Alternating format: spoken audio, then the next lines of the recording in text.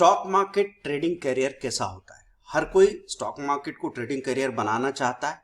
वो चाहता है कि ट्रेडिंग से ही लिविंग हो जाए। दोस्तों, मैं मैकेनिकल इंजीनियर रहा हूं। मैं पंकज जैन आज अपने 19 सालों की जर्नी यहां पे बता रहा हूं और आपको ये बताना चाहता हूं कि 100 गलतियां करने के बाद भी कैसे 3K to 30,000 K की जर्नी पूरी होती है। और डरने की जरूरत नहीं है, गलती से मत डरो, आप गलतियां करते रहो, कुछ फर्क नहीं पड़ता। ऐसा भी नहीं कहूंगा कि कंसिस्टेंसी चाहिए, यहां से कहीं हट के मत जाओ। कई बार आपका दिल टूट जाता है, कई बार आप घबरा के मायूस होकर यहां से दूर चले जाते हो, लेकिन फिर आप दोबारा आते हो, फिर आप दोबारा चीजें सीखते हो। बीच में लंबे लंबे महीनों महीनों की गैप्स हो जाते हैं। तो ये खास तौर पे वीडियो मैं इसीलिए बना रहा हूं ताकि आपको इंस्पायर कर सके सही तरीके से चलते रहने के लिए। गलत तरीके से भी चलो तो भी चलते रहने के लिए इंस्पायर करना जरूरी है। 19 years journey of full time trader, stocks, commodity and crypto तीनों चीजें शामिल है। 2003 की बात करूं, वहां से हमारी ये जर्नी शुरू होती है। मेरे फादर का कोई स्टॉक मुझे बेचना है और वो एक सर्टिफिकेट निकल के आया, इसको कैसे बेचे ये तलाश करते करते हमको बड़ी मुश्किल से पता लगा कि एक ब्रोकर है, उसके बारे में पता लगा। उन्होंने कहा इसको डिमेट कराना होगा और चीजें शुरू हुई। पहला साल आपका बहुत ही परेशानी के साथ शुरू होता है, उसको मैं बोल रहा हूं बिगिनर्स नोज डाइविंग फेस। तो नोज डाइव फेस ऐसा होता है कि मुंह के बल आप गिरते हैं और उसके बाद धीरे धीरे सही चीज आपको पकड़ में आना शुरू होती है। इस मतलब पहला साल तो आपका ऐसा होता है कि सारी साइकिल को फेस करके, सारी गलतियों को फेस करके, और आप पहली बार अपनी डायरेक्शन को ठीक करते हैं कि आपको जाना मुंबई है और आप आगरा की तरफ मुंह करके खड़े थे। वापस 2005 तक चीजें थोड़ी ठीक ठीक हुई और फिर वापस बाजार गिर जाता है। पहला बुल रन जो आया था 2005 to 2007, तो ऐसा लगने लगा कि बस अब ये तेजी कभी रुकेगी नहीं।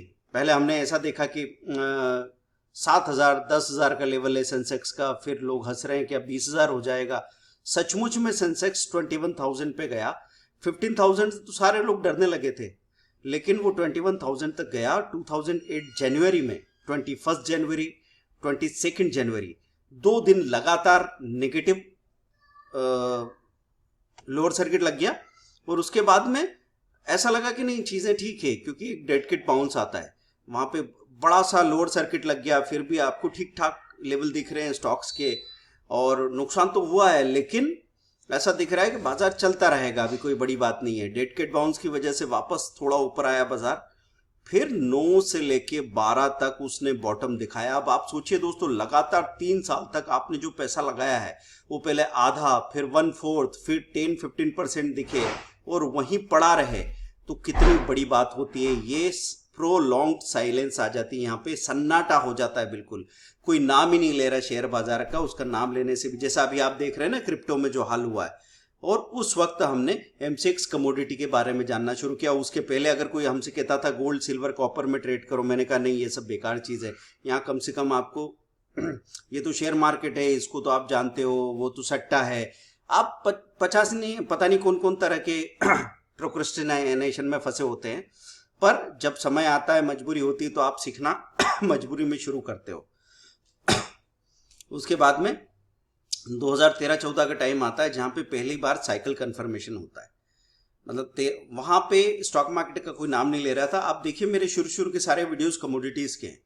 2013-14 में जाके ये स्थिति बनती कि फिर से शेयर का नाम लेना शुरू किया लोगों ने। म्यूचुअल फंड वाला कोई आया तो मैंने कहा चलो ठीक है, अब 5,000, 5,000, 10,000 ऐसे करके म्यूचुअल फंड के इन्वेस्टमेंट भी शुरू किए गए।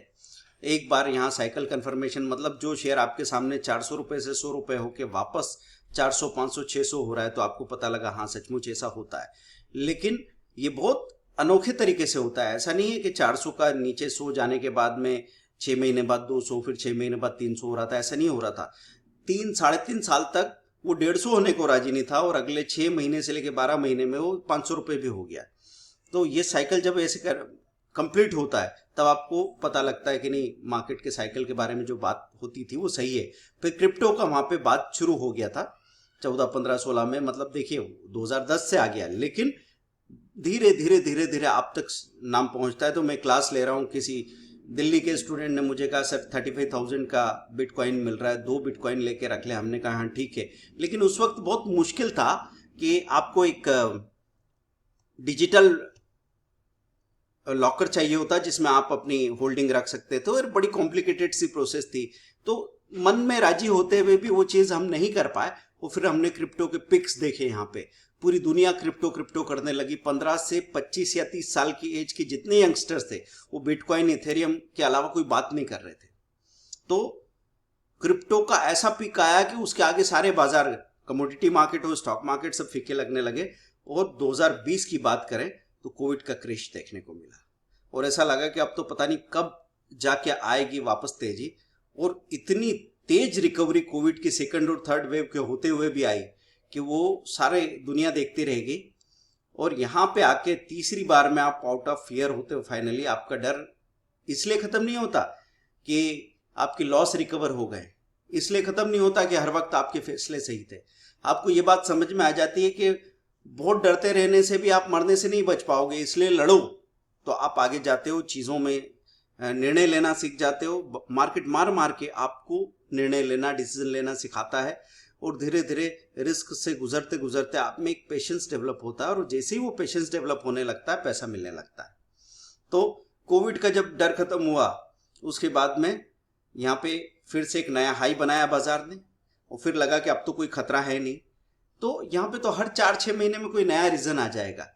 तो रशिया यूक्रेन का वार हो गया। रशिया यूक्रेन के वार के बाद में यूएस का रिसेशन आ गया।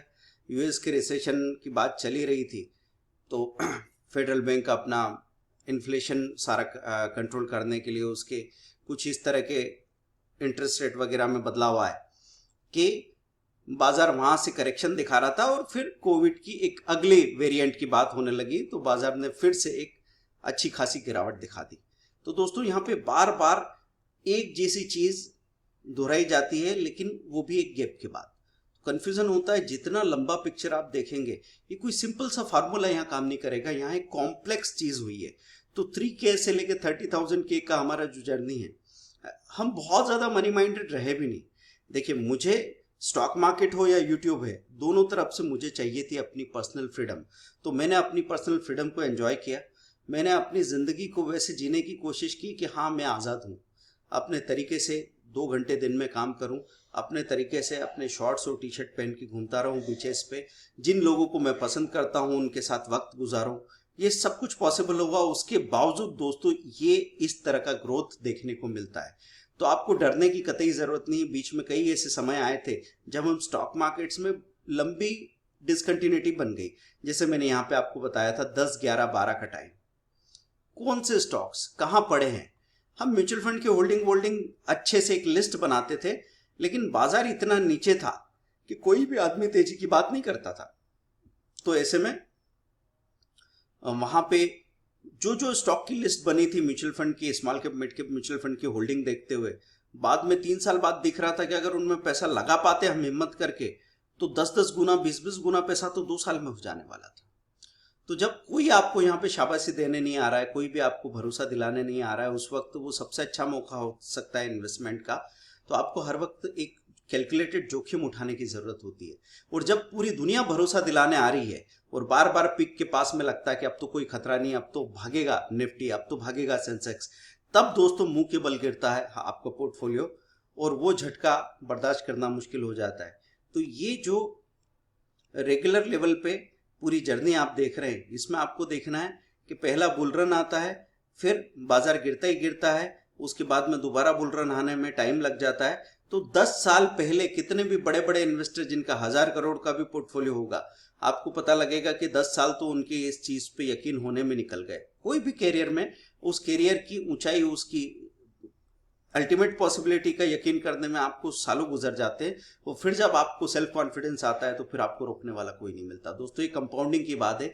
तो जब भी आप चार्ट देखोगे किसी स्टॉक का, तो हो सकता है 10 सालों तक तो वो अच्छा रिटर्न तो दे रहा है, लेकिन उसके अगले 10 सालों में उसने जो रिटर्न दिया था वो अनबिलीवेबल होता है। तो वही चीज हम यहाँ पे आपको बता रहे हैं कि शुरुआत कीजिए। आपका ये फुल टाइम करियर हो या आपका कोई दूसरा करियर हो, मनी मैनेजमेंट तो आपको करना ही पड़ेगा। और इन्फ्लेशन से अगर लड़ना है तो स्टॉक मार्केट में आके ही काम करने की जरूरत है।